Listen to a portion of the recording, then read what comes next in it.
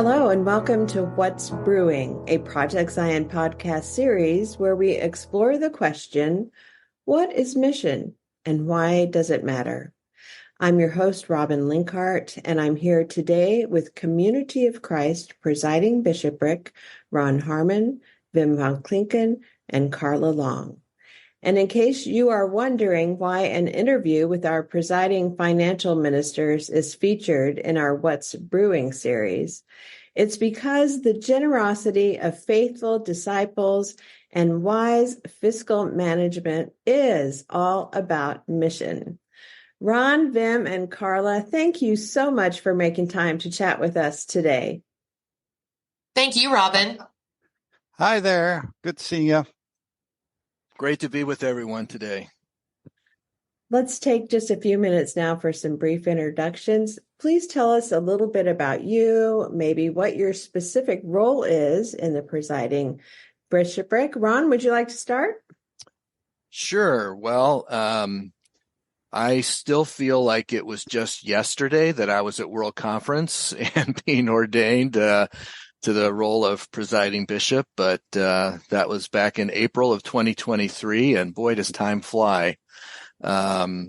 But that is the current role I serve in and have the privilege of working with them and Carla as very able counselors. And together, of course, we make up the presiding bishopric that focuses on both the financial, but also many of the operational needs of the church globally. And I very much like to talk these days about the fact that I am a very happy grandfather of 3 grandchildren that bring such joy to my life and continue to remind me about what matters most missionally as we think about the future of our world and the kind of world that we envision through the lens of God's unfolding future for us as a prophetic people. And so in a very really focused kind of way, my grandchildren bring that for me right into focus and help me remember what I do.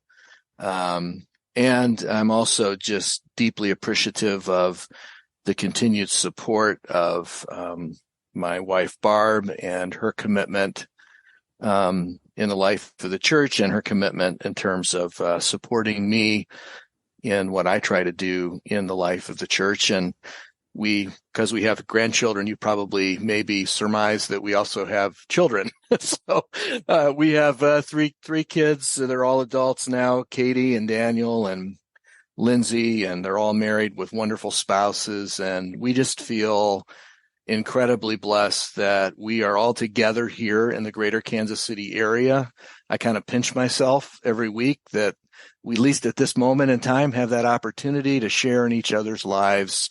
And it is just such a meaningful and enriching part of Barb and I's experience together. So that's just a little bit about me, and look forward to our opportunity to share today.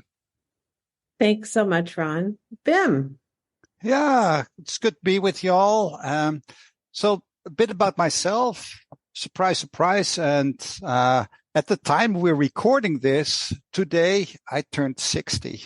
So I'm now for another couple of months as old as Ron is, but much older than our senior bishop in the bishopric, which is Carla, who will introduce herself in a moment. So I just realized when I woke up early this morning that the older you get, probably not the wiser, but I start more reflecting on things. That's probably me. You become more of a philosopher instead of trying to get things done. So that's probably me getting in more of a philosophic mood the older you get. But okay, that's a bit about me. I'm married with Deborah already for many, many years. And our son, Max, lives in Omaha where he works and has his significant other, his girlfriend, and we're very grateful for all of them.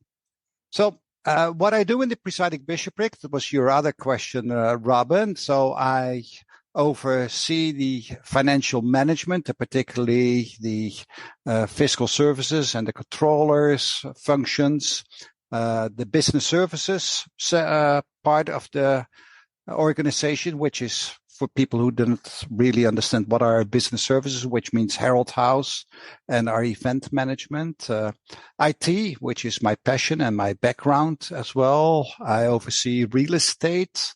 I oversee the investments of the organization, including the investment committee. The Children and Youth Worker Registration Program, which is pretty new, that I oversee. But I do not do that all alone. I do that with a wonderful and dedicated group of people, which I'm very proud of and love working with. Thank you, Wim, and happy birthday to you. Yay, Wim. Thank you. And now the next person who is no stranger to Project Zion podcast, the one and only Carla K. Long. Oh, thanks, Robin. I was just going to say, if you are a normal listener to Project Zion, you hear my voice a lot and have heard my voice a lot. You've heard it a little bit less in the last year or so because it's been quite an interesting ride being a part of the Presiding Bishopric. But I'm Carla Long. I am married to the wonderful Kuzma, who is from Ukraine. His father is now living with us. His father is a refugee from Ukraine because of the terrible war that is happening there, and he lives with us as well. So we're a 3-generational family. I have 2 amazing kids, Leah, who is 6 and in 1st grade, and Ari, who is in his last year of Montessori school. And Leah loves school, and Ari kind of loves school. At the end of every day when I pick him up, I said, "Did you have a great day?" He's like, "I had a great day." And then he said, "No, I had a terrible day," because he doesn't want me to think that he's enjoying it, but he really is.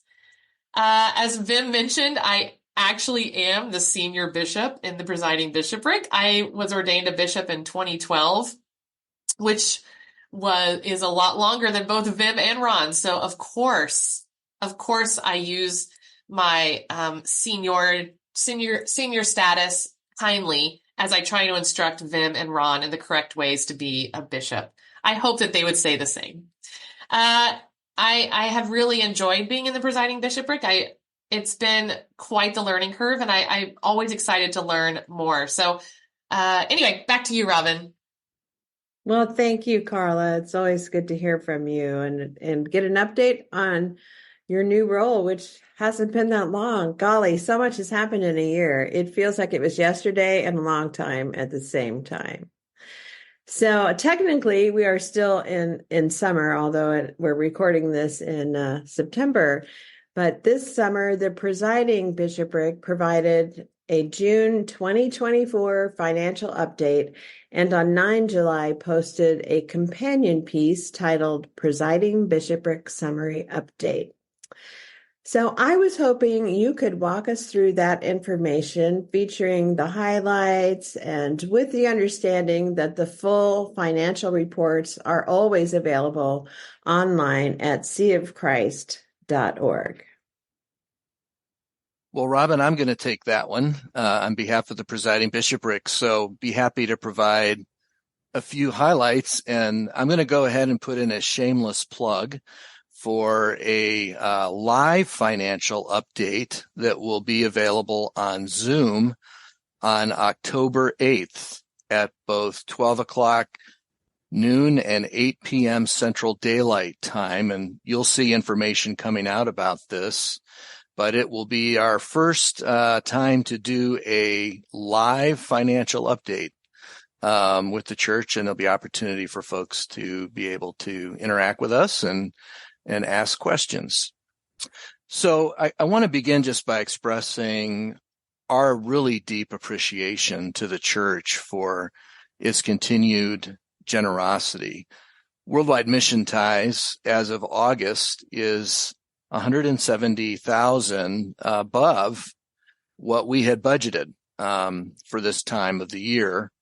And we hope the church will, of course, continue to respond generously through the end of the year so that we can meet our budgeted expenses that are manifest in so many transformational ministries occurring across the globe. Probably the most significant news in the financial update is action that was taken by the World Church Finance Board at its May 23rd meeting, where it designated $175 million from the sale of historic assets to the Temple Endowment, in which they placed $165 million into the Temple Endowment, and the Worldwide Mission Endowment, where the board placed $10 million in the Worldwide Mission Endowment. Just to remind our listeners, the Temple Endowment funds temple ministries. It funds mission support ministries and services that come from the temple, and the operations of the temple complex itself, which includes the temple, the auditorium, and the UN Peace Plaza. The temple, of course, as an incarnational symbol of Christ's love and peace in the world, inspires our witness and compassionate action globally, but also has an impact right here in the greater Kansas City area.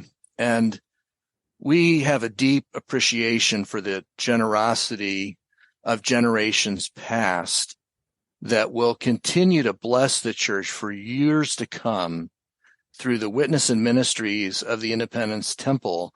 And this is going to be made possible in large part through the Temple Endowment and the gift of those generations that will be fulfilled through that endowment.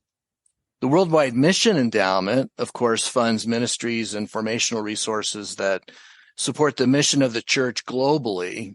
And that can be resources, that can be staff, all the ways that mission is expressed through our 5 mission initiatives. The Worldwide Mission Endowment will be the focus of our mission funding efforts going into the future. So what does it actually really mean that the World Church Finance Board designated $165 million to the Temple Endowment and $10 million to the Worldwide Mission Endowment? Well, first, the World Church Finance Board is elected by the World Conference, and it serves on behalf of the World Conference by approving our annual worldwide mission budget and our annual audit.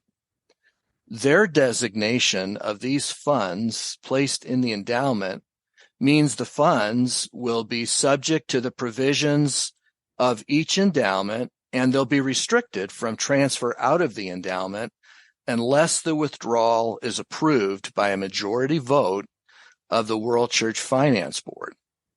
In addition, the World Church Finance Board has approved a spending rate policy on our endowment, and this was done clear back in 2016.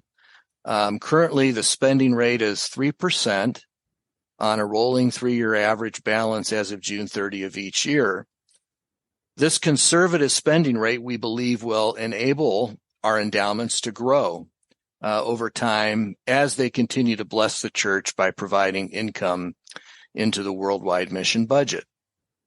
Earlier in February of this year, you may recall that we announced that we exceeded the $120 million goal for the Bridge of Hope retirement responsibility.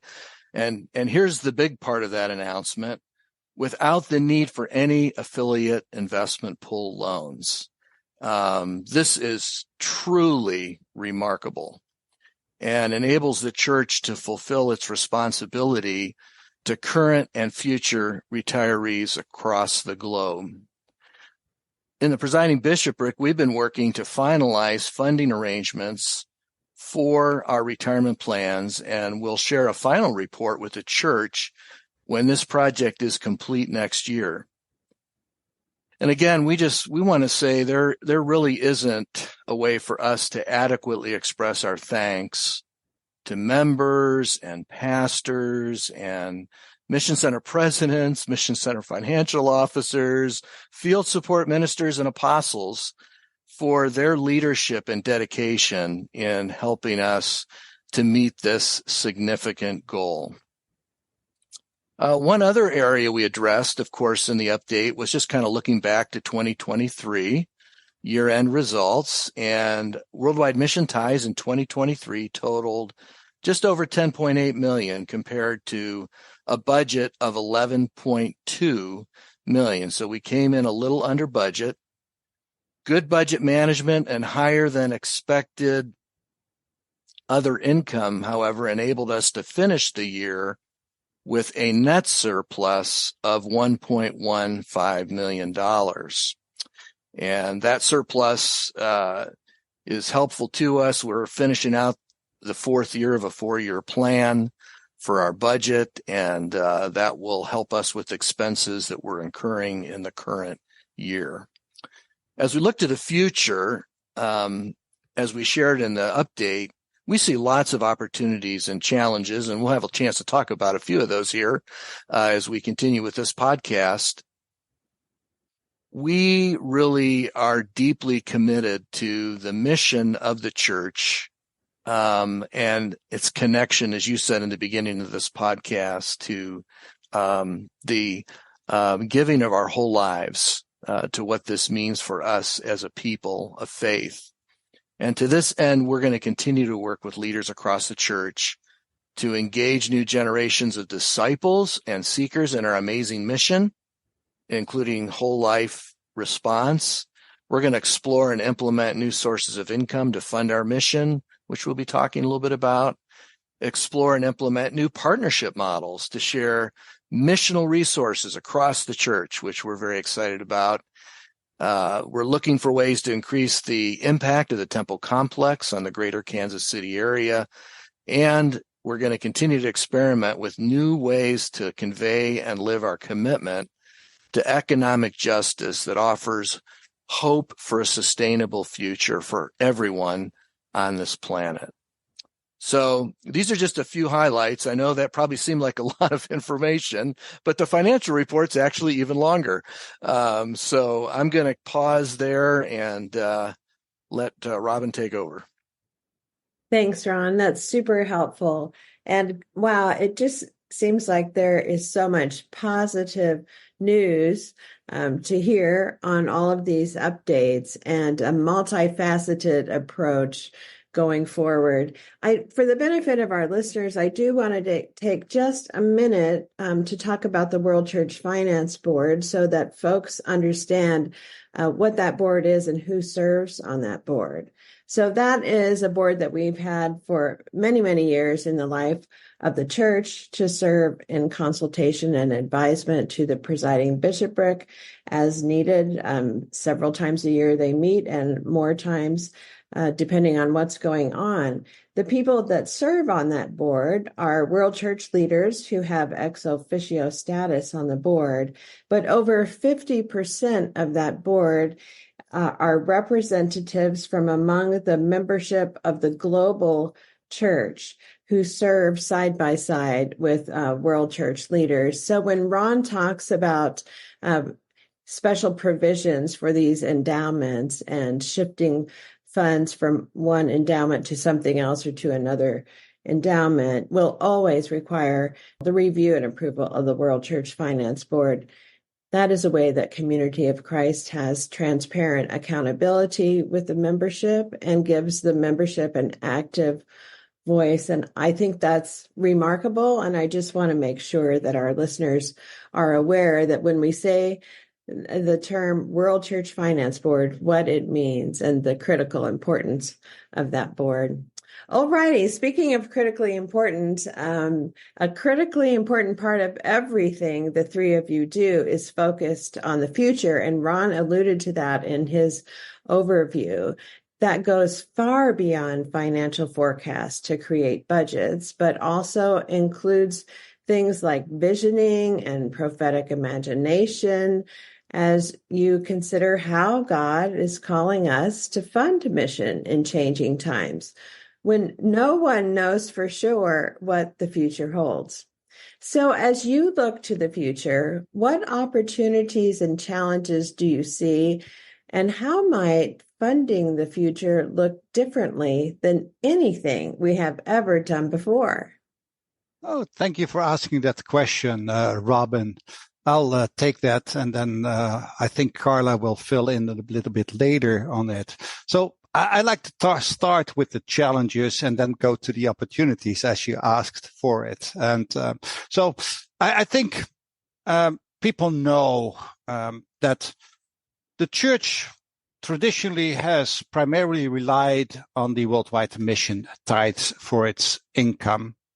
But we all realize that the church is declining in the affluent nations and growing in the less affluent nations.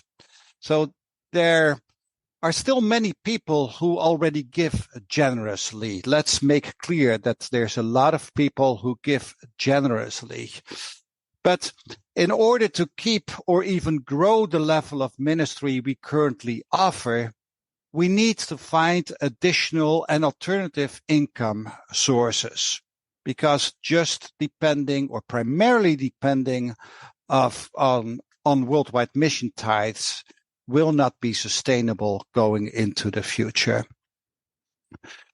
As a church, we've got many resources, not only buildings and money, but our greatest assets are our people.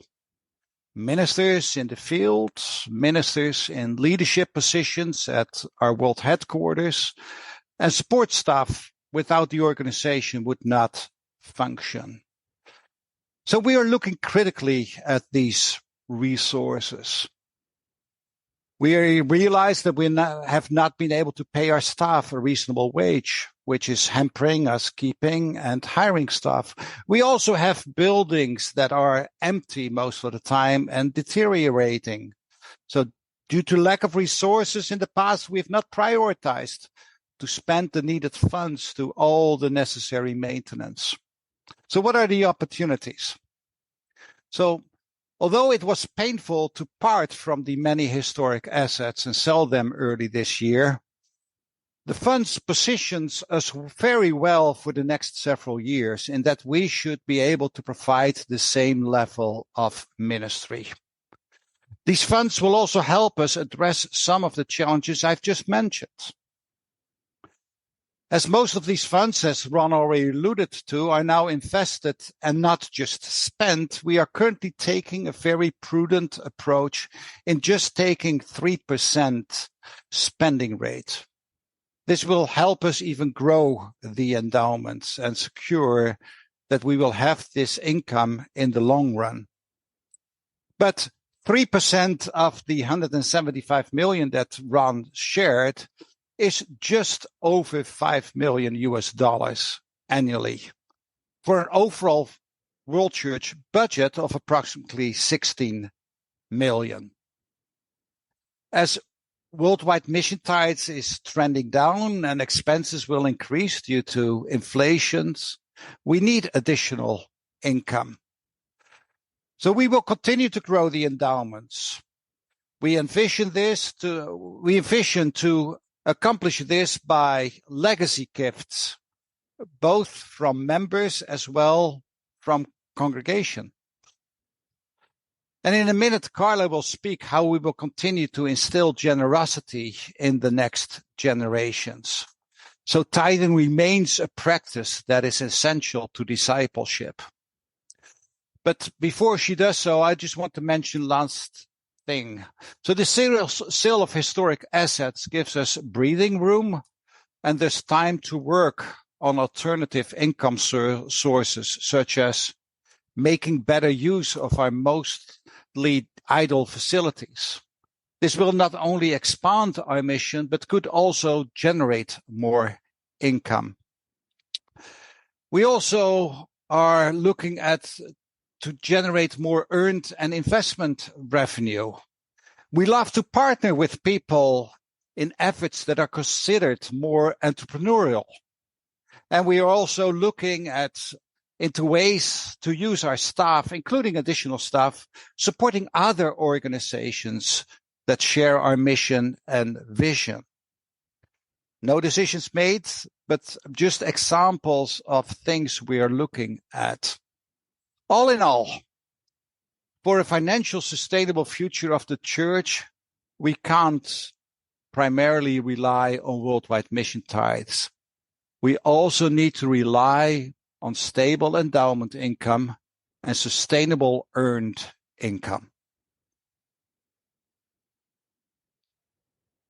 Thanks, Wim.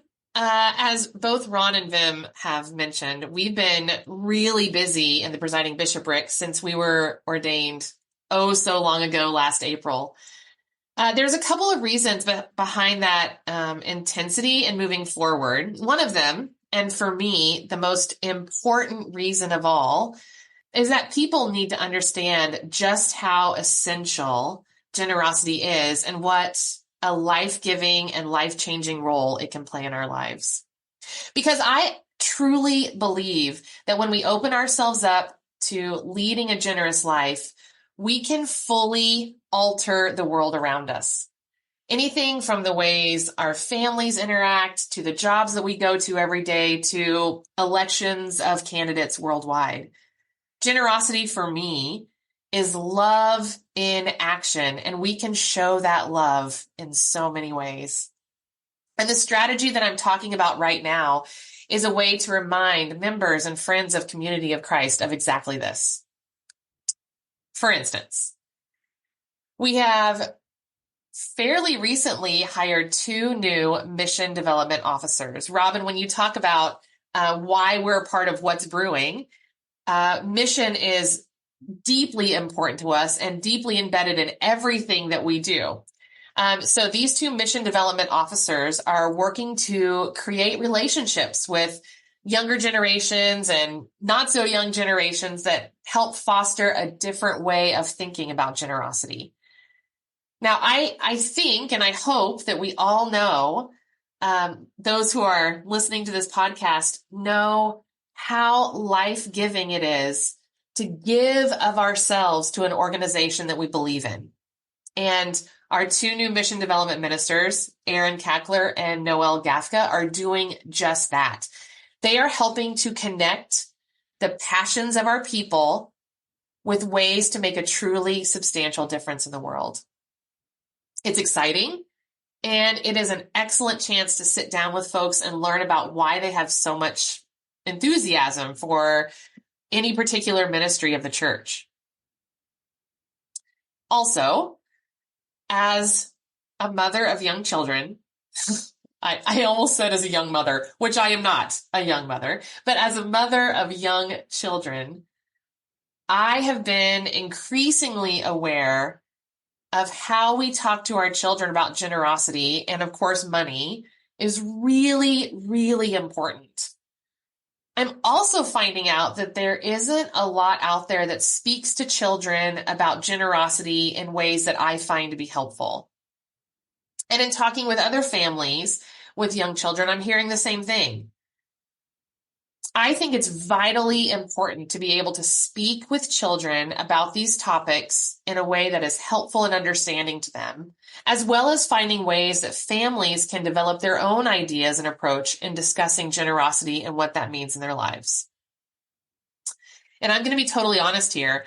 I'm a bishop, and I understand money, and I was a teacher, and I understand kiddos, and it took me more than a year to figure out how I wanted to do chores and allowance and so on in my own home. So what I'm trying to say is it's not an easy thing to work out, but it is essential that we explore effective ways to cultivate that spirit of generosity in our children, not just for the sake of the church, but for the sake of the world. So we will be working to develop resources that help parents explore with their children the deeper meaning of generosity amid a culture of individualism and, sadly, scarcity. There's one other thing that I'm going to talk with you about in this strategy that is also really exciting to me, and that is our mission development teams. Even though I straddle being Gen X and millennial, there's still a lot to learn about all the different generations. Still a lot that I want to learn about generations and giving in regards to those generations. So Aaron, Noel, and I are working with two different teams, one in the age range of 25 to 45 and the other in the age range of 46 to 65. And they will be advising us and helping us. We've already started meeting with them regularly, and we will continue working with them, learning from them and asking them to journey with us as we walk this road of generosity together. It's already been an extremely interesting experience, and I'm thrilled to work more deeply with these teams. So I've only highlighted some of the major areas that we are emphasizing right now.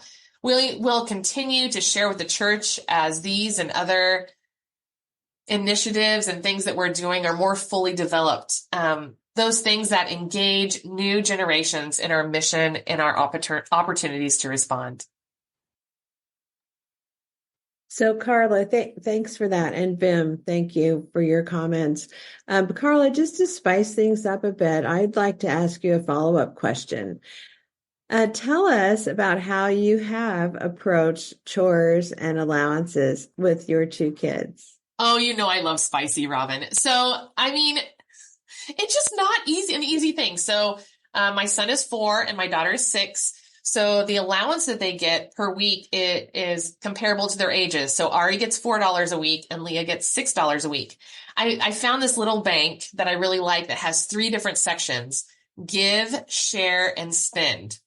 So every single week when they get their allowance, they always have to put at least $1 in each of those places. 1 for give, 1 to share, 1 for spend. 1 for give, 1 to save. Sorry if I misspoke. 1 give, 1 save, 1 spend. And then they get to choose where the rest of their dollars go. If they put it in save, we have a very high yield savings account and I double it. Whatever they put into save, I double, because we want to talk about how important it is to save money as well as the other two. So, they do have chores that they do every single night. They have to take their plates to the sink after meals. They have to keep their rooms clean and pick up all their toys on the main level of our house. And we do that every single night. That is their responsibility. And they know that that is something that they must do. I tell them that they can give the money wherever they want, but they almost always choose to give it to the church, which I'm not upset about at all, of course, because giving to the offering is something really fun for them right now. And we talk a lot about church because, of course, that's what I do. My husband is a 70 in the church, so we talk a lot about it.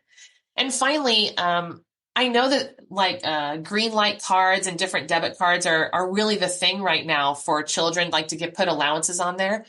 But for me, because my children are still in that very concrete way of learning, those dollar bills that I count out to them every single week is really important so they can see it and they can hold it and they can feel it. And if you ask my daughter Leah, who's 6, what she's saving money for, she will say in a heartbeat, I'm saving money for college. And I just couldn't be more excited about that and helping her look ahead. When they save $100 in their savings, we'll go to the bank and we'll put it in the bank so they can also have that kind of experience too. So it's working really well. We've done it for about 5 weeks now, and they're doing an awesome job with it. I've been really impressed.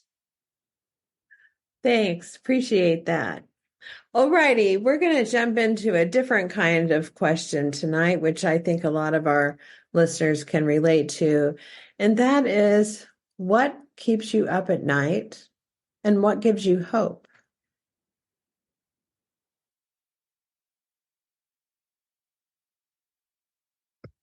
I'll start off here. It's Wim. What keeps me up at night? Caffeine. That's really what keeps me awake.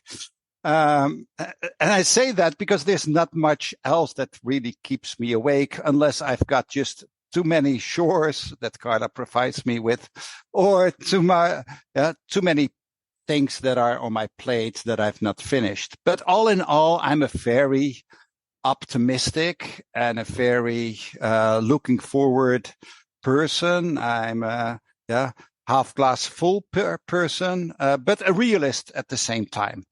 I'm very down to earth. That's my Dutch background as well. So what gives me hope is really the team here. I really feel, and those who know me, I'm not saying something to just butter up. That's not my background. I really feel that the three of us are so complementary and supplementary. So we really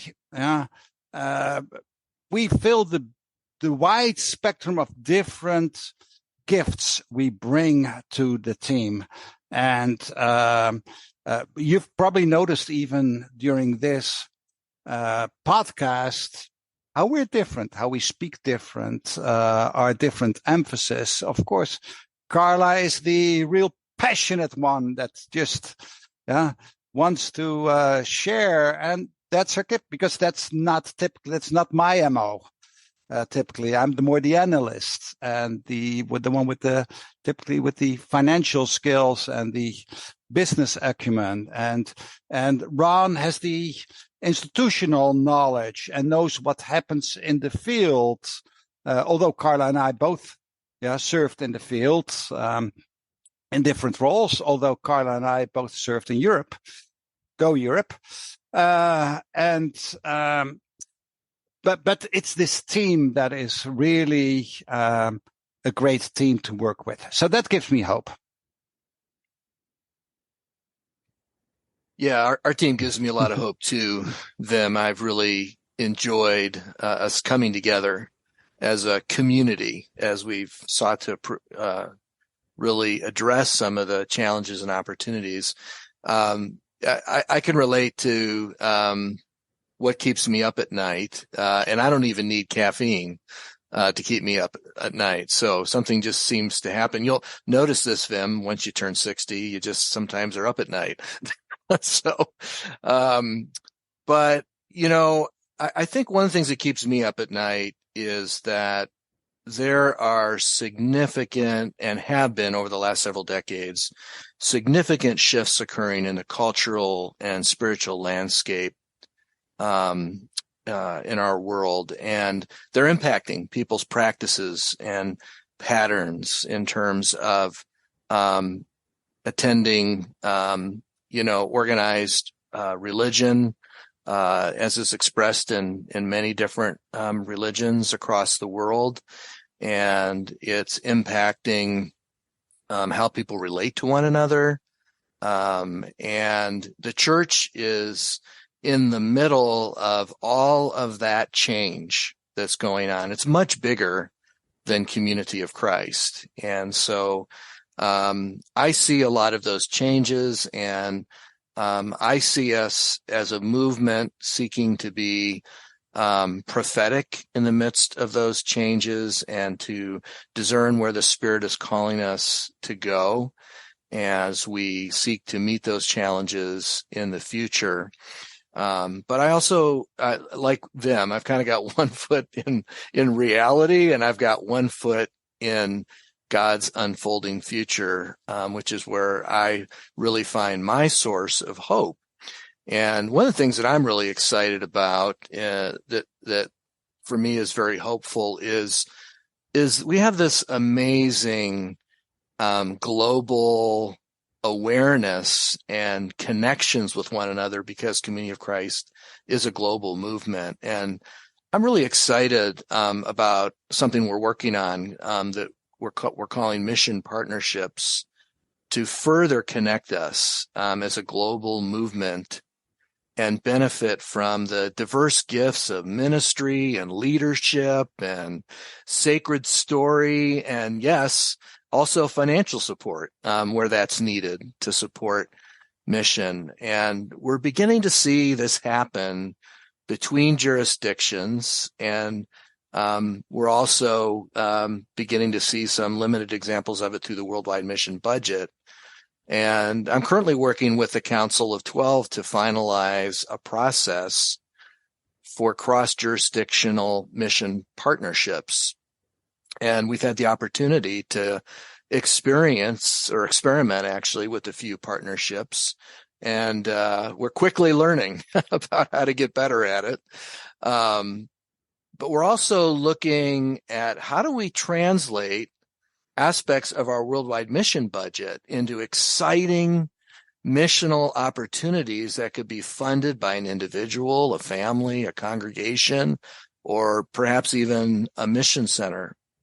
So, for example, like where we currently in the budget have dollars for staffing, those aren't dollars just for staffing, but those are dollars that are all about people that are engaged in the mission of the church, and they result in very real life-changing outcomes in people's lives. So how do we translate aspects of the worldwide mission budget into initiatives like leadership development or like young adult cultural experiences around the world, like we've done through programs like World Service Corps?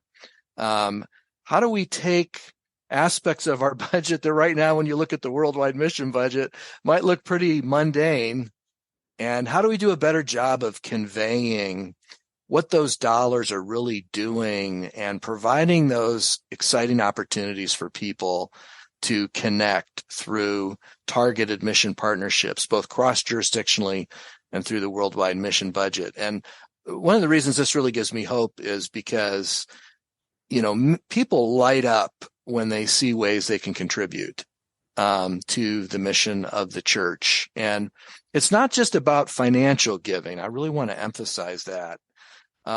We see in the future nations blessing other nations with gifts of ministry and leadership and sacred story that can ignite the passion of witness and compassionate action in cultures where maybe it's a place where the church is not growing, and maybe the spirit of witness has decreased, and through these gifts of testimony and sharing, a new spirit and passion for witness is ignited.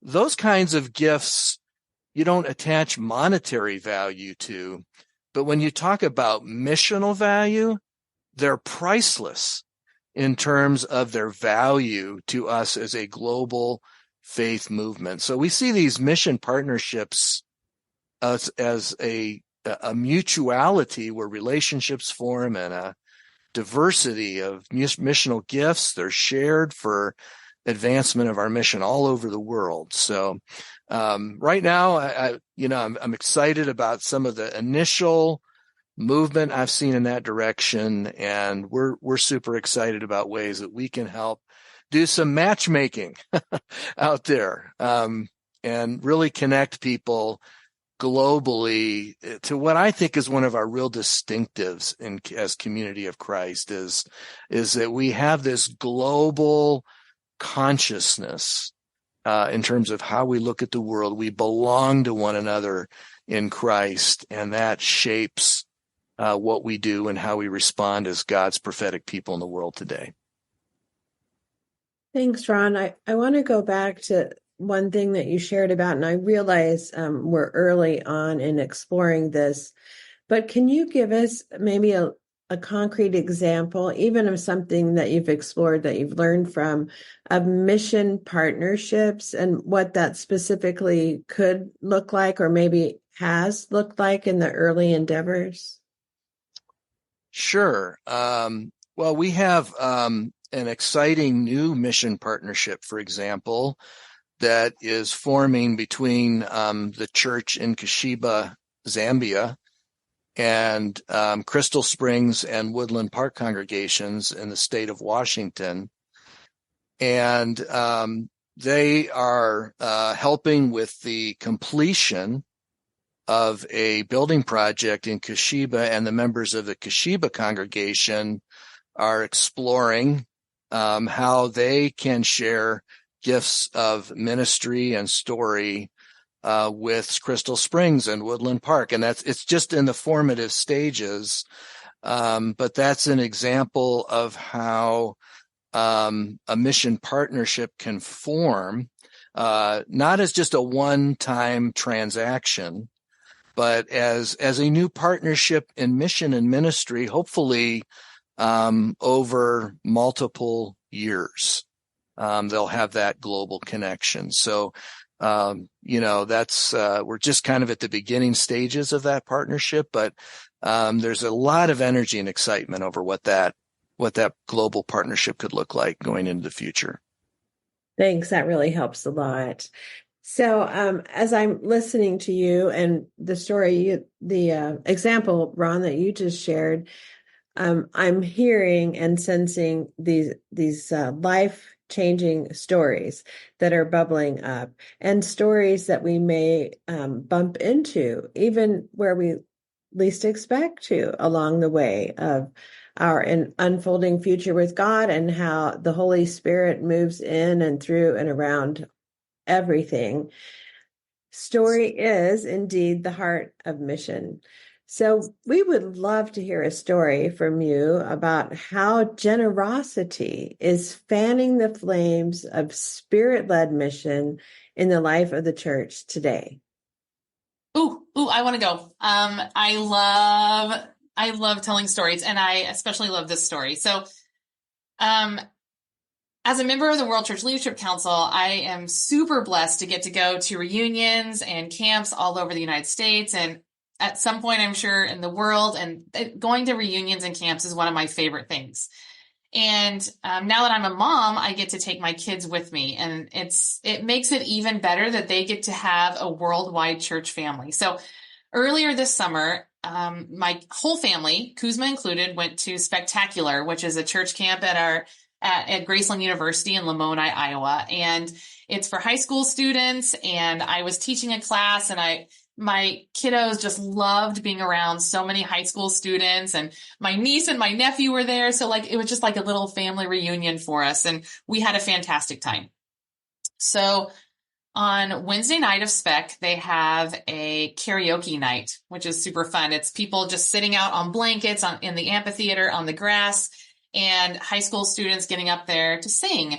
And it was such a positive, beautiful feeling. It was just really, really fun. And everybody got cheered for, no matter how well or how not well people were singing. So my daughter, Leah, who's 6, really, really wanted to sing in front of a couple hundred people. And I was a little nervous about it. I didn't know how it would be taken from the high school kids. But I went up to the person who was running the karaoke, and I said, Leah really wants to sing. Do you think you can get her in? And he said, yeah, I think that we can get your 6-year-old in singing in front of all the high school students. So finally it was Leah's turn. And she got up there to sing, and she started singing a song that was pretty well known from Trolls Band Together. And by the time she reached the chorus, there were no less than 50 high school kids right up on the stage, jumping and singing with her. And I still get a little choked up thinking about it, what an incredibly beautiful moment it was for her and for me to experience that kind of beautiful, what I'm going to call communal generosity. The community that had been formed at Spec that year was an incredibly beautiful community. It was beautiful enough to know that a little 6-year-old girl, what it would mean to Leah to be validated in that way and to be appreciated in that way. And they gave of themselves in a way that she will never, ever forget, and that I will never forget. And if we can continue to develop that spirit of communal generosity in our congregations, in our church camps, wherever we are, it could be life-altering and life-changing like it was for Leah. So it was just a fantastic experience. And I'm already excited for continuing to develop and figuring out ways to continue to develop that beautiful spirit of communal generosity. That's a great story, Carla. I'm thinking about my kids too. So there's a common theme here. I'm thinking about my grandkids actually. So, I was thinking about, a story, involving my oldest granddaughter, Emma. and Giving Tuesday that we went through last fall. And I woke up on Giving Tuesday morning to a video from Emma saying, "Good morning, Grandpa. I'm giving $5." And I'm actually quoting her here. "I'm giving $5 plus $3. I'm giving $8 to the church, but I'm also giving my change in my change jar and even my wallet money because, Grandpa, I care about the church a lot." So I got to tell you, that was like, wow. That really made my Giving Tuesday. And, Emma goes to so many church activities because her parents are so engaged in the life of the church. And I know that even at, 7 years old, there was a depth of understanding there about what it means to participate in this movement, that it's not just about going to things, but it's also about contributing to the movement in a way that ensures that blessing of community and life-transforming mission continues into the future. And Emma wouldn't express it that way, of course, but she had a sense of that, and she wanted to be a part of contributing to the church, and that just really moved me. I really love hearing your stories, and it just underscores the fact that generosity is a way of being. It's a tangible way of claiming our connection to one another in our local families and communities, but also in a global way. And it's about heart and head. And I'm just really hearing you name that it's something that moves from the inside and grows outward. And it includes sharing who we are in relationship with one another, but also sharing what we have to build community. And that just gets to the heart of mission. Wow, thank you so much. Those are beautiful stories. So anything else that you would like to share today? Yeah, I've got something, and I'm just piggybacking on something that Ron said earlier here, and when he said one of our emphasis, and we're just in the beginning stages of exploring this, what does it mean, is the idea of economic justice. We've talked about climate justice, but we feel as a presiding bishopric, we need to also focus on economic justice. And that's not mean that we, as the three of us that you listen to today, are focusing on economic justice. But we think that part of discipleship, part of mission is not only to bring relief, is to also fully understand what is at work in our world that prevent us from establishing the peaceful reign, or whatever, Zion, whatever we want to call it. And one of those things is just the economic injustice we experience.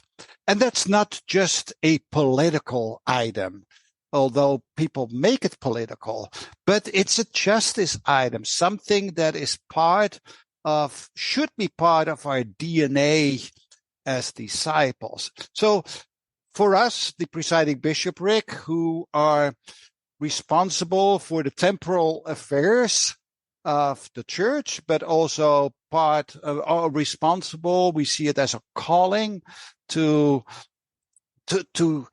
teach, preach, and bring ministry in regard to temporal affairs, and particularly now economic justice. This is something we are going to explore, and you will hear more from us in the future about how this plays out. But I just want to give you a heads up. I don't think it's nothing new, but it's something we will just continue to focus on and refocus on. So just wanted to share that with our listeners. Yeah, Wim, I really appreciate you bringing that up, because I think that it comes out of this deep well of what Robin has been drawing us back to today, which is that mission and spirit are, and generosity are all just inseparably connected with each other, and you really can't untangle them. They're part of the God experience in our lives, and that, when we cultivate this spirit of generosity, it is a way of being, a way of life. It's about how we open ourselves up to the world, how we become more open-hearted to everything we see going on around us, and how we feel the Spirit is calling us to respond through lives of generosity. And a tangible expression of that is economic justice, that, you've just named them. So I just want to hold up the fact that, we oftentimes have to talk about numbers and budgets and kind of what we call the temporal affairs of the church. But we want all of you to know that behind that is the reason that we're all in this movement. And that's because we have been changed by something that is not fully explainable, that continues to move in our world, that brings about change through love and peace, and has transformed our lives in this movement, and that we want to see transform the lives of so many more people. And that is that's the impetus, that's the thrust behind our passion and behind what we seek to do in terms of funding the mission of the church for the future. Okay. I want to say something too. I'm going to go in a little bit of a different direction than what Ron and Wim did, but I want to share this every single time I have a chance to talk to people. This is what I want to share, and this is what I do share. I was the pastor in Salt Lake, Utah for a while, and what I learned there, I learned a lot of things there, but one of the most important things that I learned there is that people desperately need to hear what Community of Christ stands for and what we say. People need to hear that they are people of worth and that God loves them no matter what, that there is nothing they can do that would make God love them any more or any less than God already does. And I think that as members and friends of Community of Christ, we forget that. We forget that we have a message that the world is yearning for. That we need to be living that message and speaking that message every chance that we get. What we give to the world is something incredibly special and sadly is incredibly rare. The world needs to hear what we have to say, and the world needs our voice. So in every time that you can speak those words to someone, speak them. Every time you can live that message for someone, live it. The world needs Community of Christ in a way that it doesn't even know. So that will always be my soapbox, that what we do and say is just incredibly necessary for people all over the world. And I'm stepping down from my soapbox right now. Thank you. Well, Ron, Wim, and Carla, thank you so much for being with us today. This has been informative, illuminating, and inspiring. Thank you. Thank you, Robin. Thank you, Robin. And I would just say to the listeners, if anyone wants to contact us, just send an email to Presiding Bishopric at Sea of Christ, and we'd love to be in contact with you. Yeah, thanks, Robin. It's been really wonderful to be with you and to be with all the listeners today. If you would like to hear more from our guests, check out today's show notes for links to other episodes from them on Project Zion Podcast, and also find links that take you directly to where you can see regular updates from Community of Christ, Presiding Bishopric. As always, thanks to all of you, our listeners, for spending a portion of your day with us. This is your host, Robin Linkhart, and you are listening to Project Zion Podcast. Go out and make the world a better place. Take good care. Bye-bye.